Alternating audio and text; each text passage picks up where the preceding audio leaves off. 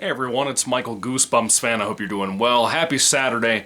By the way, before I start with the review, I hope you don't get disturbed. I think there's some music playing upstairs my wife has going right now while she's doing something up there.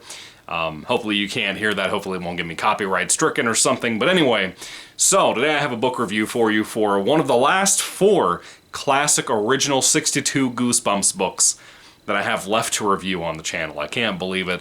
Once again, I want to thank you guys for sticking around with me lately. I know it's been a hectic year, hectic couple of years since I got married that I haven't had as much content coming out, but I really appreciate you guys being here. And I wanted to make this one special because I actually had kind of a fun time with this and also the episode based on this book. This particular book is one that I still don't own the original cover of. I need to get a copy of it because it's not hard to find. It's going to be cheap, like $5 probably. Anyway, this is Goosebumps, the Blob That Ate Everyone. This is the reissue with the Brandon Dorman cover. Not a good cover. Probably one of the worst of the newer ones. Even with the samples on the back, like the worst may either be this, The Ghost Next Door, or Please Don't Feed the Vampire. Anyway, this is a rough one. The book itself, I have very mixed feelings on. It's kind of one of those things where I could see me making exceptions as just a straight-out horror fan for many of the things about this book, many of the conflicts with the title and everything else. I get where people are coming from when they complain about this one. But if you really, really like this one, it kind of surprises me a little bit if you're just kind of a direct Goosebumps fan and not so much a straight-up horror fan. There's a lot of cool references to particularly horror history in this, everything from the title to the actual story itself. Mainly the title itself starting off with The Blob, you know, the old Steve McQueen movie, then the 80s film. I think it was written and co-directed, maybe just written by Frank Darabont, who did The Shawshank Redemption, who did The Green Mile. He did so many amazing things. He created the Walking Dead TV show. He's a genius, man. I love the guy. The Blob movie that I've seen is just the 80s one. I haven't seen the Steve McQueen one. I've heard it's good too. I think it came out in like the 50s or the 60s, somewhere in there. But the 80s one's really good. You better be prepared, though. It's really gory. Anyway, this particular book is one that I have really not been looking that much forward to reading. I've had a lot of folks recommend it to me. I think Grayson and I think Completionist are 2 of the ones who recommended this one to me numerous times, I believe. It could be some other folks out there. I know a lot of you have asked me about this one and what my thoughts are on it, as well as things like Stay Out of the Basement, I Live in Your Basement, lots of different basement books.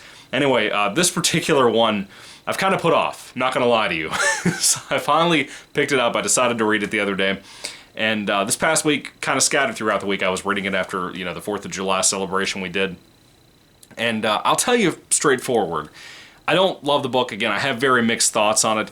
Let's kind of start off with the plot itself. This is not just focused around a blob monster. Let's kind of be honest with this one. This one is basically about a kid named Zachy. I think his last name is Beecham. It's pronounced Beecham.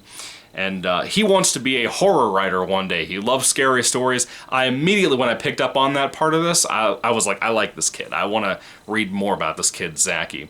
And Zachy is kind of the personality that carries this book. I know a lot of Goosebumps books don't really have a lot of character development. They're all kind of just cardboard cutouts, reused a lot, just like how Stein does it, typically in everything from Fear Street to Goosebumps to whatever, Nightmare Room. They all kind of feel the same a lot of the time. However, it's kind of a Dean Koontz type of thing of, it's more about the story around that, the pacing around that, versus just the character stuff. But here I kind of like Zachy a lot. He seems like a nice kid. He has a best friend named Alex, and Alex is cool, you know, whatever. Basically, they have another friend named Adam. He's kind of a friend, but kind of not. He's kind of a friend. He's kind of a talk-down, condescending friend, you know what I mean? Like, he's one of those douchebags. He has 2 other friends that hate Zachy and Alex. Basically, one day they're walking with Adam back to his house, I guess to, you know, stop him off or whatever. And they come by a store that they knew about, or I don't think they've ever been inside of, as a matter of fact, that burnt down recently from a storm, and lightning from that storm catching the building on fire.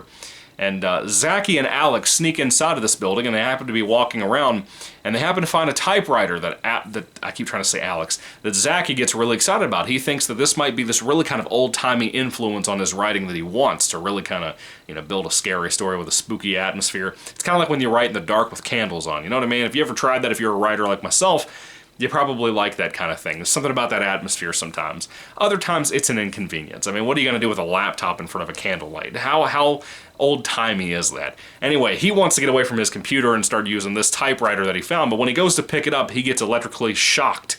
I mean, electrocuted, just straight out zapped. And he feels a little off, right? And I thought I had the ending pinned down at this point with this particular portion of the book. I did not. Let me tell you, I did not. It was a bizarre ending. Anyway, so Zachy gets zapped. That was an interesting way of phrasing that.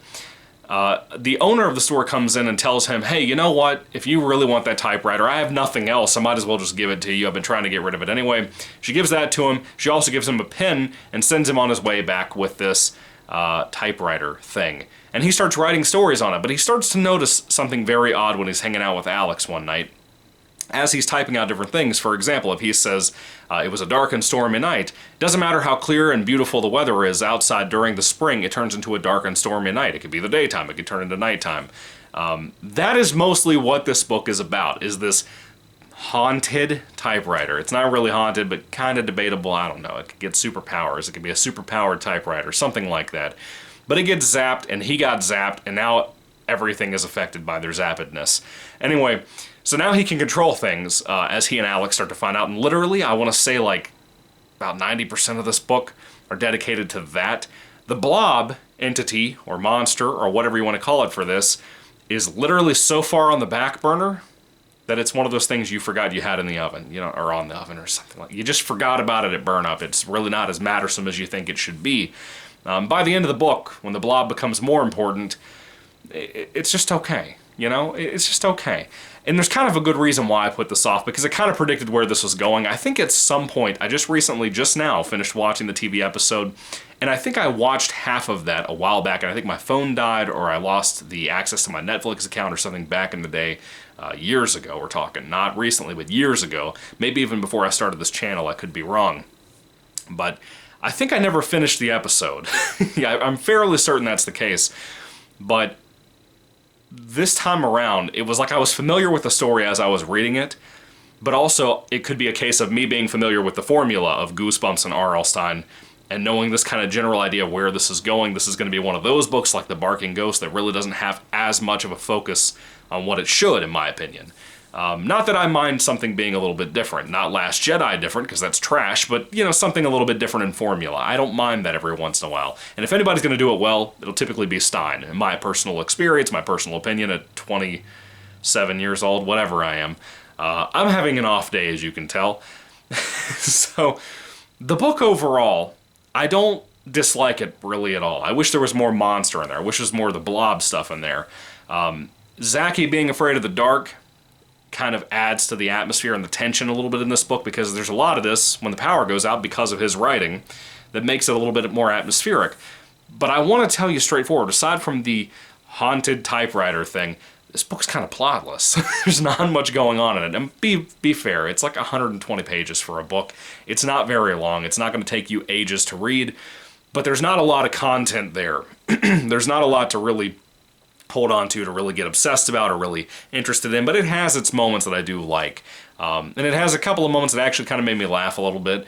And I think that Zachy is kind of relatable. So I'm reading this as a fan relating to Zachy, who I've never read about before. I've seen half an episode adaptation about this kid. It's interesting to me in that respect, because there's not many protagonists from Goosebumps that I really attach myself to. They're typically likable, but again, not really developed. And I kind of like him for how much little development he gets, you know? And Alex is okay, the dad character is okay, you know what I mean?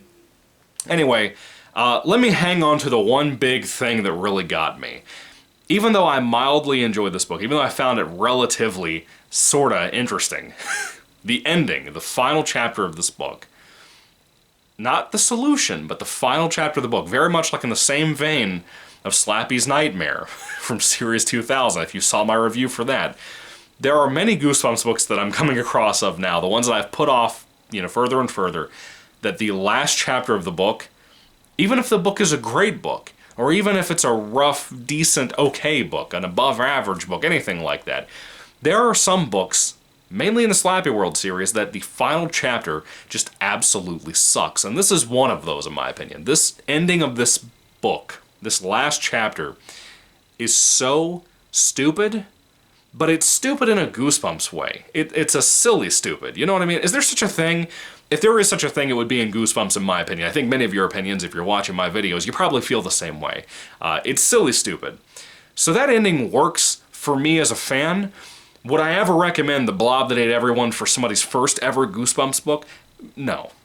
No. Absolutely not. No, no, no. That's not where you start somebody. Not on this book. Anyway, that's really all my thoughts on this one. It's decent. It's average. I wouldn't even say this is above average. This is about as average as you get on some Goosebumps books that are just fun. Is it entertaining? Yeah, at times. Is it short enough to justify that? No, not really. It kind of has no plot. It kind of drags a little bit sometimes. It's got problems. It's got major flaws.